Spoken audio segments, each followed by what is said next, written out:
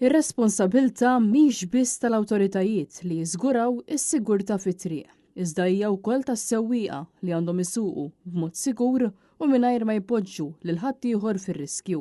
Hekk sostna l-editorjal tal-Gazzetta de Malta Independent wara ċifri li jippubblika l-Uffiċċju Nazzjonali tal-Istatistika illi juru kif fl-2025 fit-toroq Maltin tilfu ħajjithom 21 persuna. Dan fil-waqt li fl-ewwel 3 kwarti tal-istess sena indarbu gravi 131 persuna.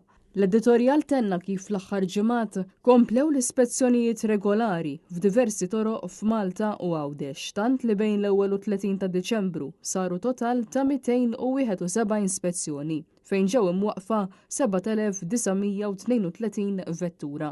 Ammont li huwa kbir u li jservi ta' deterrenz għal dawk kollha li jkunu qed isuqu b'mod perikolus u taħt l-influenza ta' xi sustanza. L-editorjal ta' The Malta Independent saħaq dwar l-importanza li l-awtoritajiet ikomplu jsaħħu l-infurzar tat-toroq billi jintroduċu aktar miżuri biex itejbu s-sigurtà fit-toroq, ibidlu barriers li jaf ikunu ta' periklu għas-sewwieqa, partikolarment tal-muturi, u jsir titjib fl-infrastruttura tal-bankini. L-editorjal saħaq li ħafna mill-inċidenti li jsiru iseħħu għax wieħed ikun qed jagħmel użu mill-mowbajl, ikun qiegħed isuq aktar mill-limitu, ikun jien jew taħt l-effett ta' xorb jew droga. Huwa għalhekk li dawn l-inċidenti li jpoġġu ħajjet is-sewwieqa u persuni oħrajn fir-riskju jistgħu faċilment jiġu evitati.